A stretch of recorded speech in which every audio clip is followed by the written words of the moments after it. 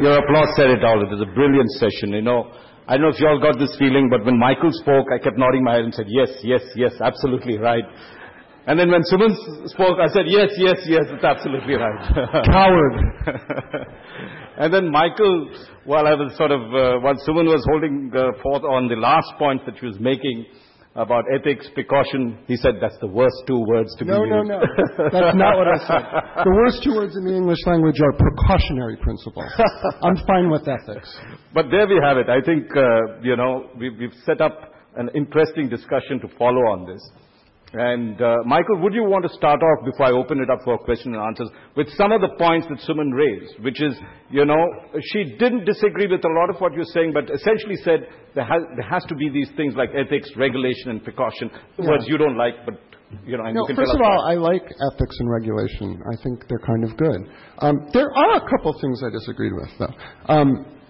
For instance, the idea that making the 1918 flu virus from scratch is a bad thing is extremely dangerous. Because do you know how we make vaccines in the world? We make them today the way we made them in 1930. We grow them in eggs. There's going to be a pandemic.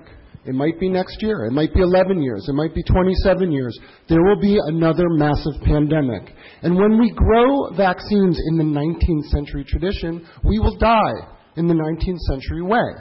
If we make vaccines as we can, and actually polio has been made from scratch, and I had written a story trashing the man who did it, and in my book I apologized to him because what he was doing was putting the parts together. Because if you can put the parts together responsibly, you can figure out a way to attack the virus quickly with genetically made and rapidly assembled vaccines. And that's what we're going to need desperately.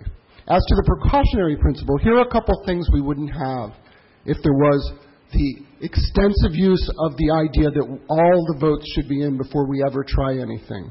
We wouldn't have airplanes. We wouldn't have x-rays. We wouldn't have antibiotics. We wouldn't have vaccines. We wouldn't have television or radio. And we wouldn't have nuclear power, which I, for one, think is a great solution to one of the Earth's most pressing problems. So, precaution, yes. Ethics, certainly. But let's not confuse, as I said in my talk, the greed of a company with the ability of science to accomplish things.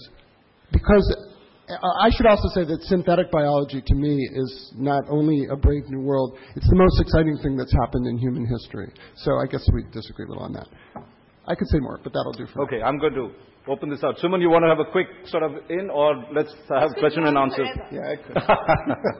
Let's have some questions. Yeah, that's true. All right, let's have, anyone would like to ask a few questions? You made it so good. Okay. And then Chandan, yeah.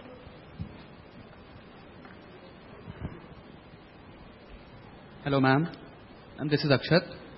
I have a question for you. You mentioned the fact that if water is made available to the land where only supposedly one crop is growing, then you mentioned the fact that if water is provided to that land, then 2 to 3 crops can be grown. But supporting the point which Mr. Spector mentioned, that on a daily basis, 100,000 people are becoming middle class right now. So how to cope up with it? That means the percentage of farmers is getting lower day by day. How to cope up with it? What do you suggest? Can we take it now? Yeah, if you can quickly. Till you need food. Is this working? Yeah. Till you need food, you'll have to grow crops. And we can't do both things. We can't say that the middle class is increasing and we can't say there's growing hunger. These are two contradictory statements. If we have growing hunger and if we have growing population and we need to feed them, then we need to grow crops. And the way to grow crops is to get water into areas. Not necessarily. If you have a GM crop in an area that doesn't have water, it's not going to grow. True.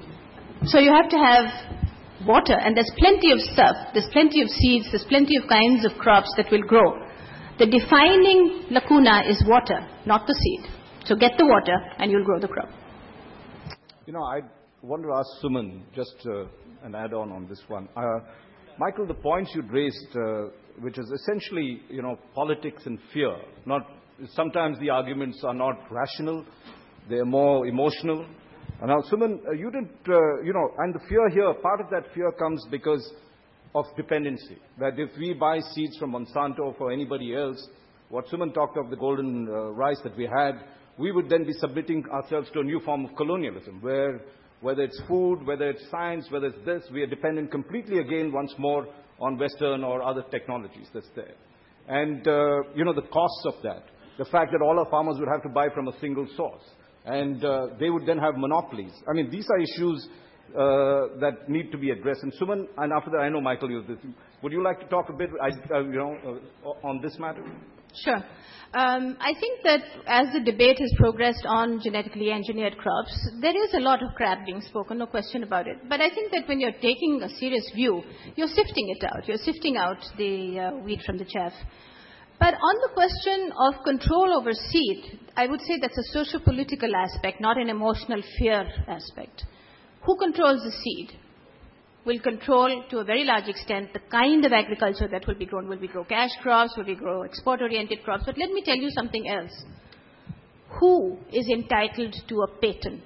Who is entitled to that control? Here is a new variety of seed that has been created.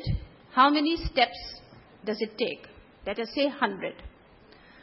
In the creation of a new variety on which a patent is claimed, if you have 100 steps, 80 to 90 steps have been contributed by farmers and by a range of other scientists.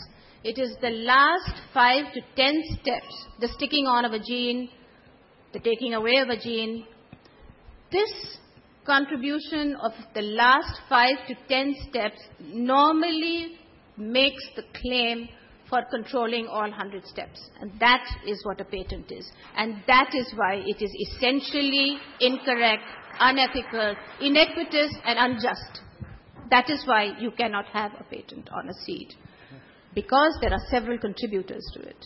But on the question of whether it is a fear psychosis, I wouldn't say fear psychosis, at least I don't share that fear psychosis. I would want to put things in perspective and say that there is a question of control on seed. If you have a weak legal framework, if you have not had sufficient training in filing for intellectual property, and your scientists and your lawyers are not trained to play that game, it's a game. Give me a patent on biology, and I will tell you how to crack it. Not because I'm so smart, every biologist can. It's semantics. I think Michael. So there's politics. Michael, please go ahead. You've been. First of all, on the issue of patents, I couldn't agree more strongly. In fact, I think I do agree more strongly. But those are legal issues, and I am absolutely, completely convinced that they can be addressed. But I think that a lot, and I don't mean you, but I think a lot of people who oppose genetically engineered products use that very legitimate problem as a smokescreen for others. And I'll give you an example. Artemisinin is the most important drug used to treat malaria. It's grown mostly in Asia and Africa. It's subject to difficult conditions, weather. If you don't get it out of the ground quickly, the leaves will turn cyanotic. It's a very touchy drug, and people need it desperately. Jay Kiesling at the University of California invented an artificial synthetic biology version of artemisinin. It's fake. It's made in a lab. And you know what? You can make all the artemisinin that you need in the world in one vat that would easily fit on this platform. It can be regulated properly. It can be made in a much safer way than it's made now.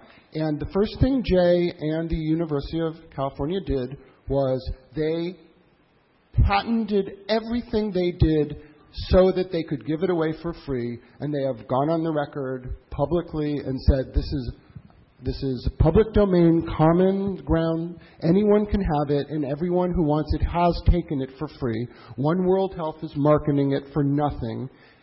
This is a great thing. But still, you have the complaints.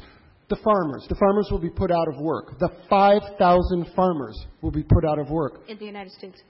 No, actually in Africa. We don't grow artemisinin in the United States. It's grown in Africa and Asia. And 5,000 farmers will be put out of work.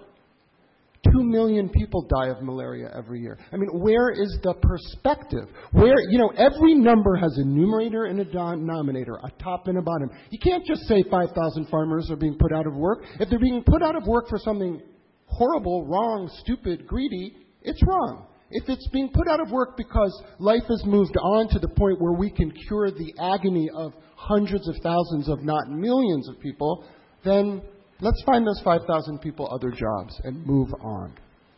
Michael, but